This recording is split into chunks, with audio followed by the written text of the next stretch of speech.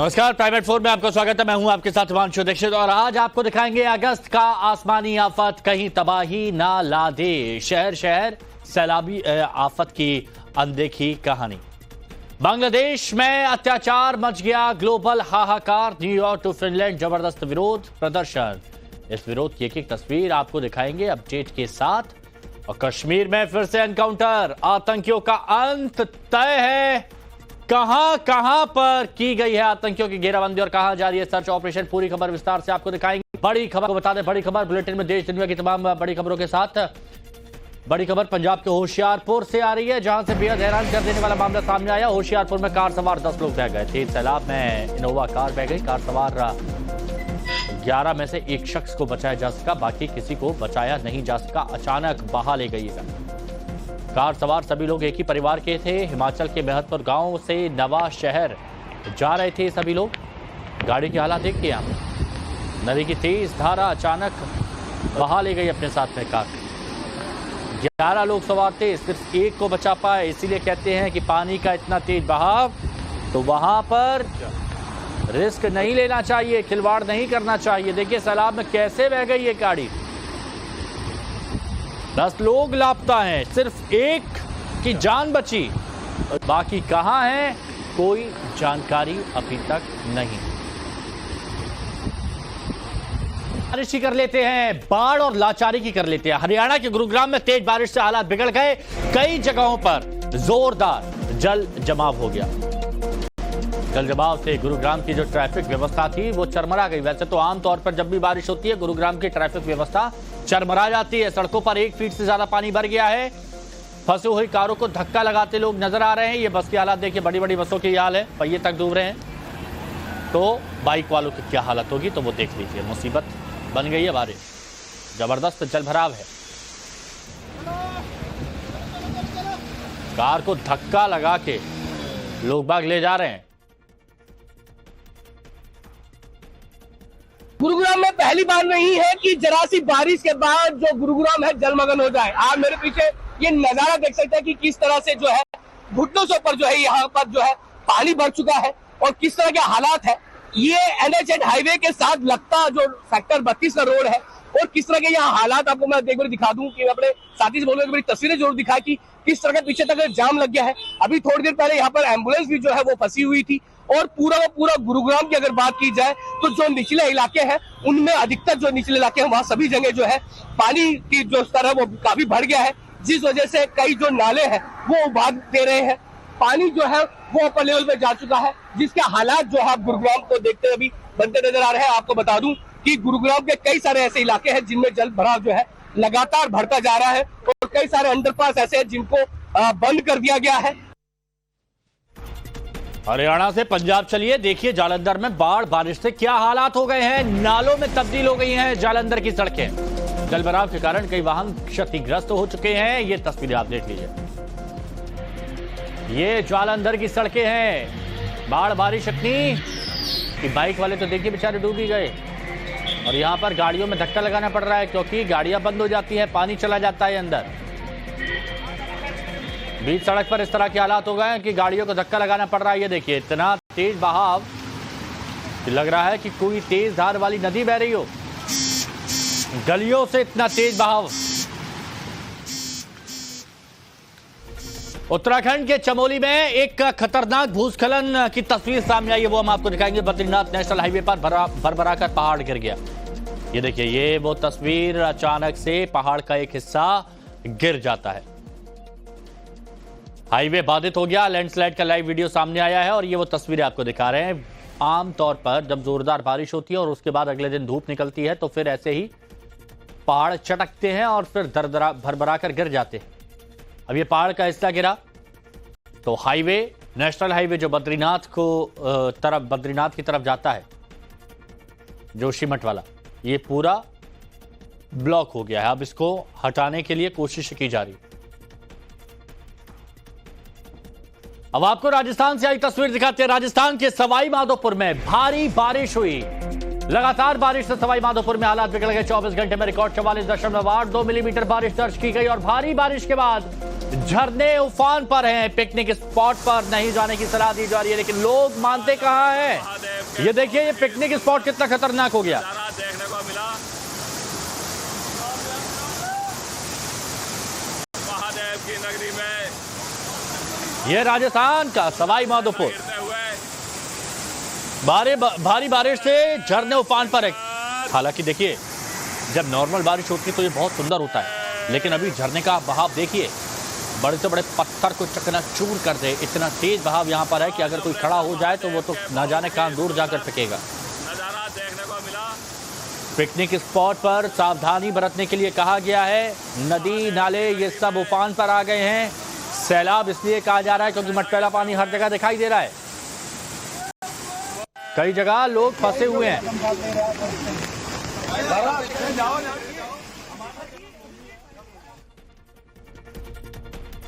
खबर हिमाचल प्रदेश के धर्मशाला से। धर्मशाला में भारी बारिश के बाद हाईवे जो था वो धंस गया। रानीताल के पास शिमला 4 लेन पर एक हादसा हुआ। पुरानी रिटेनिंग दीवार के खिसकने से सड़क धंस गई। सड़क धंसने से रेलवे ट्रैक को भी नुकसान पहुंचा। ये वो देखिए तस्वीरें, सड़क का एक हिस्सा धंस गया क्योंकि बारिश हुई और बारिश की वजह से कई बार परेशानी ऐसी बढ़ी। ये देखिए ये डामर वाला जो एरिया है इसमें भी जगह जगह दरारें आ गई और दरार आने के बाद जो नीचे की मिट्टी थी वो सरक गई और नीचे की मिट्टी धसक गई, तो ऐसे में ये रोड तो धंसनी ही थी। रेलवे ट्रैक को भी नुकसान पहुंचा है क्योंकि ऊपर से मलबा नीचे तक पहुंच गया, तो इस वजह से रेलवे ट्रैक को भी नुकसान पहुंचा है। यह हादसा मटौर शिमला 4 लेन सड़क पर हुआ है। आसपास से गुजरने वाले लोगों में हड़कंप सा मच गया था। आनंद फानन में पहुंची प्रशासन की टीम ने ट्रैफिक को डाइवर्ट करके यहां पर निकाला है। मलबे से पठानकोट जोगिंदर नगर नैरो गेज रेलवे ट्रैक को भी नुकसान पहुंचा है।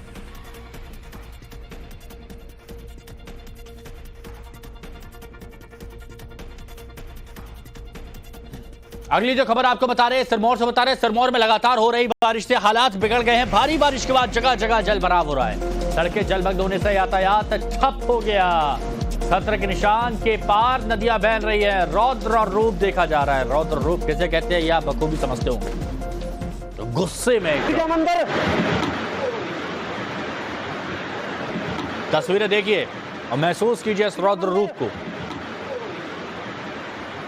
कर लेते हैं। कोकरनाग के जंगल में आतंकियों की घेराबंदी कर दी गई है। आतंकियों की ओर से अंधाधुंध गोलीबारी की जा रही है और एक बुरी खबर यह है कि इस हमले में सेना के 2 जवान शहीद हो गए, 3 लोग घायल हुए हैं। फायरिंग में 2 स्थानीय लोगों को भी गोली लगी है और एक स्थानीय नागरिक की अस्पताल में मौत हो गई है। यानी 2 जवान हमारे शहीद हो गए, 3 घायल हुए हैं। 2 स्थानीय लोगों को गोली लगी है जिसमें एक की मौत हो चुकी है। सबसे बड़ी बात यह कि सेना ने इस पूरे इलाके को घेर लिया और कहा है कि एक भी आतंकी को बच के निकलने नहीं दिया जाएगा। तो किश्तवाड़ में भी सेना पर आतंकियों का हमला देखा गया। पद्दार बाटम ब्रिज इलाके में आतंकियों ने फायरिंग की और सेना की तरफ से माकूल जवाब दिया जा रहा है। मुंह तोड़ जवाब सेना की तरफ से भी दिया जा रहा है। पद्दार बाटम ब्रिज, यहां सेना पर घात लगाकर बैठे आतंकी हमला करते हैं, गोलियां चलाते हैं और उसके बाद सेना की तरफ से जवाब दिया जाता है। एक गोली के बदले 10-10 गोली दागी जाती है। दहशतगर्द छुपकर अंधाधुंध फायरिंग कर रहे हैं, लेकिन हमारे जवान जवाब देते हुए गोलियां गिन नहीं रहे हैं। मुंहतोड़ जवाब दिया जा रहा है। अंधाधुंध फायरिंग हो रही है। बिल में छुपे हैं दहशतगर्द और उनको बिल से निकालने के लिए एड़ी चोटी का जोर सेना के जवानों की तरफ से लगाया जा रहा है। कश्मीर में 3 जगहों पर आतंकियों के खिलाफ सेना का एक्शन जारी है। 3 जगह आतंकी हमले के तार कहीं ना कहीं जुलाई में हुए हमले से भी जुड़ते दिख रहे हैं। अनंतनाग के कोकेरनाग जंगल में सेना के जवानों ने आतंकियों की घेराबंदी की हुई है और इसी इलाके में जुलाई में भी आतंकियों की घेराबंदी की गई थी। इसी इलाके में सेना ने सर्च ऑपरेशन भी चलाया था जब आतंकियों के छिपे होने की जानकारी सामने आई थी। दूसरी तस्वीर किश्तवाड़ में आर्मी पर हुए हमले की है। आतंकियों ने सेना पर फायरिंग की। वहीं कठुआ में पिछले महीने गश्त के दौरान सुरक्षा बलों पर हमला करने वाले 4 आतंकियों के स्केच जारी किए गए। अगर आपने कहीं पर देखा है तो सीधे जवानों को सूचित कीजिए। 8 जुलाई को मचेदी के घने जंगल में सेना के गश्ती दल पर आतंकियों की तरफ से घात लगाकर हमला किया गया था, जिसकी वजह से सेना के एक जूनियर कमीशन अधिकारी जेसीओ समेत 5 जवान हमारे शहीद हो गए थे और अब बदला लेने की बारी हमारी है। तो एक तरफ सेना और सुरक्षा बल के जवान जान हथेली पर लेकर आतंकियों से 2-2 हाथ कर रहे हैं, वहीं दूसरी ओर इस पर सियासत जारी। फारूक अब्दुल्ला जो हमेशा ऐसे बयान देते हैं जो सेना पर सवाल खड़े करते हैं। फारूक अब्दुल्ला का सेना पर शर्मनाक आरोप कि सेना पर आतंकियों से साठगांठ का आरोप लगा रहे हैं। यह फारूक अब्दुल्ला सेना जो हमारी हिफाजत करती है उस पर आरोप लगा रहे हैं कि आतंकियों से साठगांठ है इनकी, आतंकियों से मिली हुई है सेना। इतनी फौज है हमारे बॉर्डर पे, मैं समझता किसी भी मुल्क में ऐसी क्यों फौज है। फिर वो कैसे आ रहे हैं, ये दवाइयां कैसे आ रही हैं, मिले हुए हैं। ठाकरे महाभारत की एक बार फिर वहां पर एमएनएस चीफ राज ठाकरे और शिवसेना यूबीटी अध्यक्ष उद्धव ठाकरे आमने सामने आ गए हैं। महाराष्ट्र के ठाणे में उद्धव ठाकरे के काफिले पर हमला हुआ। महाराष्ट्र नवनिर्माण सेना के कार्यकर्ताओं ने काफिले पर अटैक किया, उद्धव ठाकरे की गाड़ी पर गोबर फेंक दिया। राज ठाकरे के काफिले पर एमएनएस राज ठाकरे के काफिले पर हमले का बदला लिया गया, ये महाराष्ट्र नवनिर्माण सेना कह रही है। भीड़ में राज ठाकरे के काफिले पर हमला हुआ था। शिवसेना उद्धव ठाकरे गुट कार्यकर्ताओं पर हमले का आरोप था और उसका बदलाव लिया एमएनएस की तरफ से। गोबर फेंका गया है गाड़ियों पर, उद्धव ठाकरे की गाड़ी पर। यह बताया गया कि उद्धव ठाकरे ठाणे में पार्टी कार्यकर्ताओं को संबोधित करने पहुंचे थे। जैसे ही पहुंचे वैसे ही मन से महाराष्ट्र नवनिर्माण सेना पार्टी के कार्यकर्ताओं ने महाराष्ट्र के पूर्व मुख्यमंत्री के खिलाफ हमला बोल दिया। पुलिस मौके पर पहुंची, कई प्रदर्शनकारियों को हिरासत में लिया। 16 से 17 गाड़ियों पर नारियल फेंके गए हैं।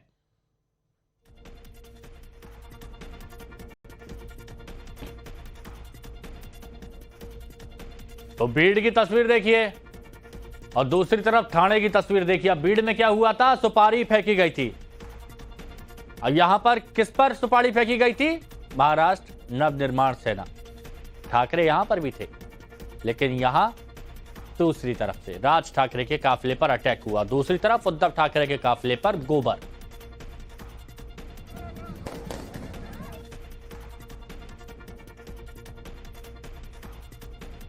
कुछ शिव सैनिकों ने सम्माननीय राज साहब के गाड़ी के सामने आंदोलन करने की कोशिश की थी, 5-6 लोगों ने।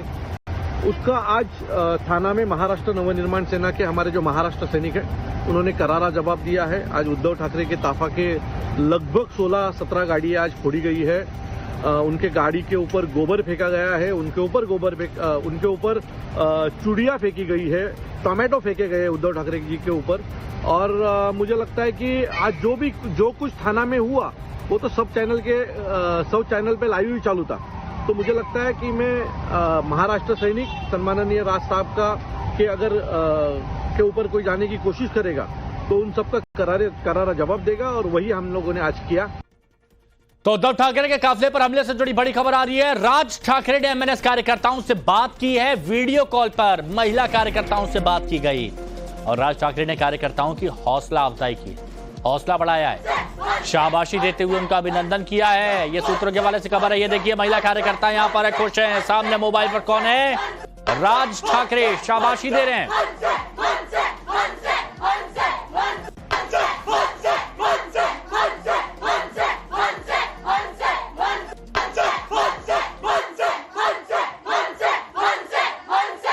राज ठाकरे आपको नजर आ रहे होंगे मोबाइल पर। महिला कार्यकर्ता खुश हैं, वीडियो कॉल पर बात चल रही है। उद्धव के काफिले पर हमले से राजनीति गरमा गई। शिवसेना यूबीटी सांसद संजय राउत ने एक बड़ा आरोप लगाया, उद्धव पर हमले की सुपारी दिल्ली से दी गई। ये कह रहे हैं, और क्या कह रहे हैं कि हमलावर जान लें उनका राजनीतिक इस्तेमाल हो रहा है, ऐसी हरकतों से बचें, अपने घर परिवार की चिंता करें। मतलब आप समझ रहे हैं यहां संजय राउत क्या कहना चाह रहे हैं? वो ये कहना चाह रहे हैं कि हमलावर जान लो उनका राजनीतिक इस्तेमाल हो रहा है, ऐसी हरकतों से बचे, अपने घर परिवार की चिंता करें, घर परिवार की।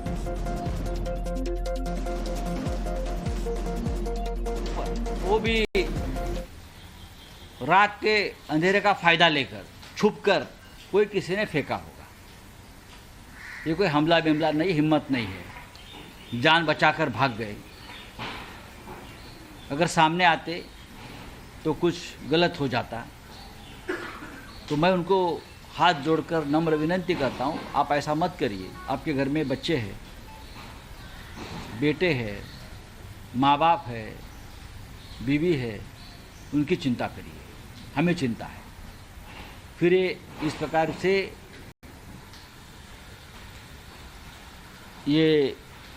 इस प्रकार का अपराध फिर मत करिए, गड़बड़ हो जाएगी। कि आपको कोई करवा रहा है आपसे, और वो अहमद शाह अब्दाली है दिल्ली का, जिसने बहुत बड़ी सुपारी दी है महाराष्ट्र में इस प्रकार से अराजकता फैलाने के लिए। तो आपका इस्तेमाल हो रहा है। आपके नेता सुपारी लेते हैं और चुप बैठते हैं, और आपको एक दूसरे के खिलाफ लड़ाते हैं। ये ठीक नहीं है हमारे राज्य के लिए।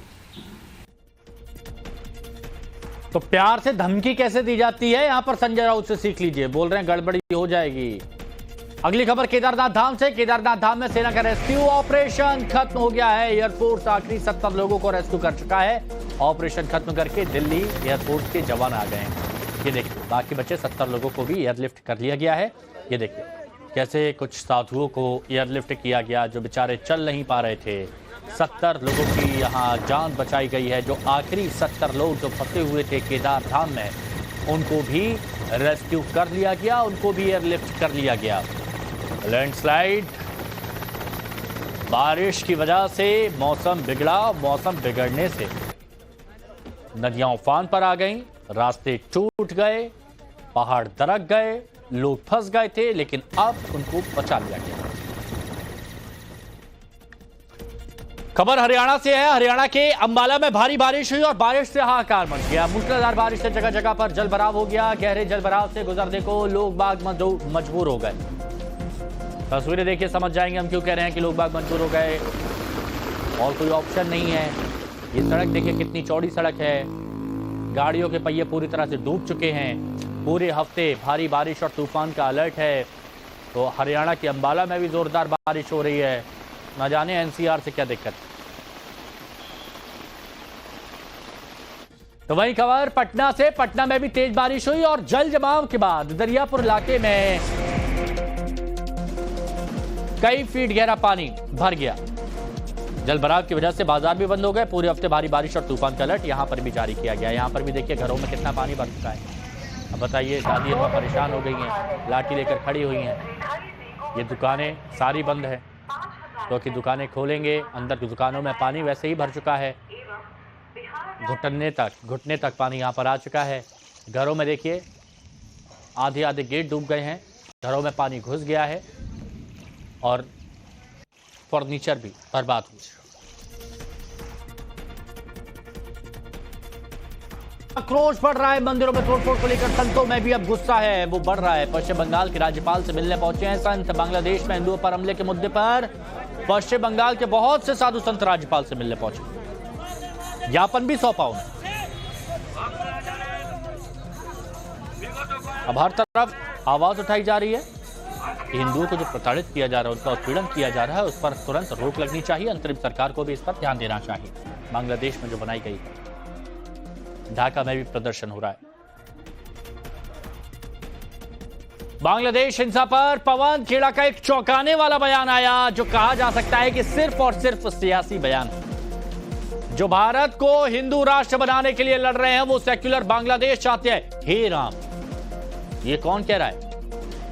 ये कांग्रेस के नेता प्रवक्ता पवन खेड़ा कह रहे हैं। सोचना चाहिए, इनको समझना चाहिए कि हिंदू शब्द तो कह नहीं पा रहे हैं इनके अध्यक्ष राहुल गांधी, इनके जो नेता है राहुल गांधी, लेकिन ये जरूर कह देते हैं। वहीं मध्य प्रदेश के सीएम मोहन यादव ने आज स्कूली छात्राओं से राखी बंधवाई और इस दौरान सभी बेटियों का सम्मान भी उन्होंने किया। रक्षाबंधन का उत्सव भी मनाया और इससे पहले कल लाडली बहनों सीएम मोहन यादव की कलाई पर सुरक्षा का बंधन बांधा। तोहफे के रूप में सीएम ने अपनी बहनों के खाते में 1250 रुपए की राशि हस्तांतरित की और इसके अलावा 250 रुपए रक्षाबंधन का शगुन के रूप में भी उन्होंने दिया। यानी ओवरऑल आप मान के चलिए कि 1500 रुपए इस महीने गए हैं। आज भोपाल रविंद्र भवन में स्कूल शिक्षा उच्च शिक्षा की सभी बेटियों का सम्मान भी किया गया। अलग अलग प्रतिभा, कोई एनसीसी, कोई एनएसएस, कोई पढ़ने में, कोई खेलने में, अलग अलग विधाओं की बेटियों का सम्मान करके रक्षाबंधन का जो उत्सव मनाया गया, मुझे इस बात की प्रसन्नता के पूरे प्रदेश के अंदर रक्षाबंधन का उत्सव पूरे जोश खरोश से मनाया जा रहा है। आगे आपको दिखाएंगे